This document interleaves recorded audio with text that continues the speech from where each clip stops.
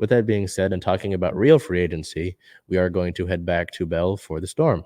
Yes. So nothing completed yet or finalized, but of course, all that can happen this week. The Storm are looking at several players, including Courtney Vandersloot, Stephanie Dolson, Maisha Hines-Allen, Briann January, and Monique Billings. Stephanie Dolson limited her choices to both the Liberty and the Seattle, but then we also received news yesterday that she would be actually finalizing a deal with the Liberty. So didn't choose the Storm. Maisha Hines-Allen also, unfortunately, is now signing with the Washington Mystics, so that takes her off of the list. But Briann January, a 13-year veteran who spent her first 9 seasons with the Indiana Fever, went to the finals 3 times, and actually won a championship with our now assistant, correct me if I'm wrong, Pokey Chapman. Yep. So she won that. They won that in 2012. And that just speaks to the relationship that maybe they have and what they can bring to the team as a whole. So we'll see what moves the Storm decide to do. Again, nothing can be finalized until the 1st. Is there someone on the list here that intrigues you the most? Oh boy, Tina Charles. I know that Tina Charles and I share a name in there. I'll stop being corny for a second. That's looking the possibility of having Stephanie Dolson was a big deal because I think we talked about it a week ago or 2 weeks ago. If I were to want to add anyone to this starting 5, from free agency and in the hopes that the big 3 is back, at least for this upcoming year, I need a big.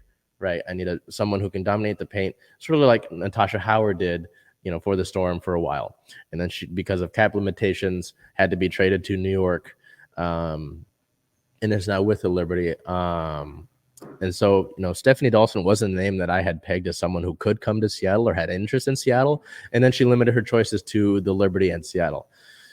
Being from New York, I guess that makes sense to go home, right, and sign a multi-year deal. But if it's you're asking me, hey, you get to pick one thing in the catalog, like it's your birthday or Christmas or something. Tina Charles is absolutely led the league in points per game. It was like every week I would peek back in because the WNBA app's actually really helpful. You can actually watch games on that. Yeah. The MLB should kind of take note of that kind of thing. But I would always peek in the stats to see what's going on, see who's leading the league and such. Tina Charles's name was always front and center in points per game, and it was always by, a good amount of points. So to add a dominant big, in addition to having Sue Bird, having Jewel Lloyd, an explosive scorer, who's just gotten better year in and year out, and Brianna Stewart, who arguably, when healthy, is the best player on the planet. Again, title or bust. Dream team. But that is, we go back to it, Jewel being the first domino to fall. But if you're asking me, it's Tina Charles. Signing Briann January is a good start. But it's interesting to think about because 13-year veteran, talked about winning a title, can play both guard spots, really good defensively, is actually from Spokane. So a little bit of a homecoming, not necessarily, but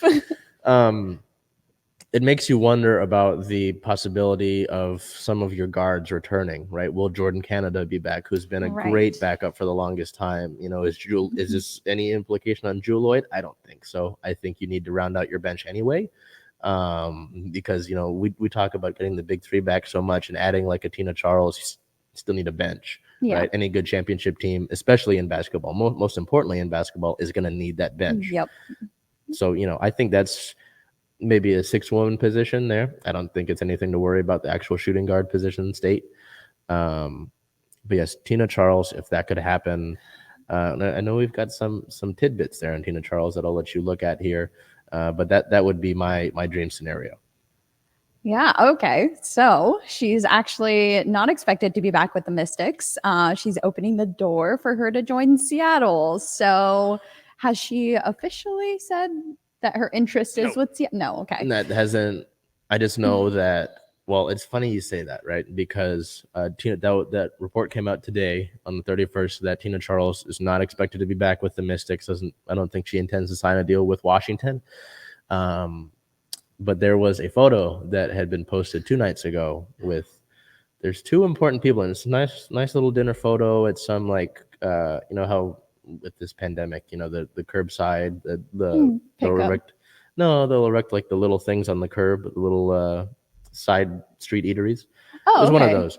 But Tina Charles and Sue Bird were sitting right next to each other. Oh, that's a good You sign. gotta think they talked about basketball. So that's just my inclination, but also the fact that Tina Charles wants to win a title, and why not do that?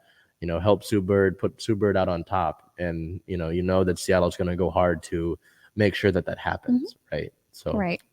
that's how I look at things. And just like you said, we're waiting for Jewel Lloyd to make a decision. Sue Bird will be signing, and waiting for Brianna Stewart, who we're not really concerned about, but we know that she met with a couple teams. One team. New One York. team. New Yeah. York, yeah. So not super concerned, hoping they come back. And it looks like Mercedes Russell might also be back. So hoping to see good news starting this week. Was there anything else that you could think of here? No, not necessarily. Just with at least going back to Stephanie Dawson, it might have been a situation of Dawson commanding too much money. Yeah. And I know that, you know, you've got, I believe of the three people you have on contract right now, your young center, Ezzy Magbagor, is one of them. And Mercedes Russell, year in and year out, has improved. And again, nothing against Mercedes, but I would like, if I could get Tina Charles, I'm doing Tina Charles. Yeah. That is absolutely, sign me up, right? But I think, I don't think that the Mercedes Russell deal is anything related to, you know, against signing a big, right? It's just she was already a restricted free agent, and it, you know, making her a restricted free agent tells me you wanted her back anyway. Yeah. So I think that's, again, just like the Briann January news, it's just that's just a sort of a bench having a depth kind of thing. I don't think that's And the anything. secondary team is important anyway. So just like you said, Yeah, those having a other bench units, is, you know, you look at whether it's men's or women's basketball, you look at some of those important playoff games or, you know, finals games.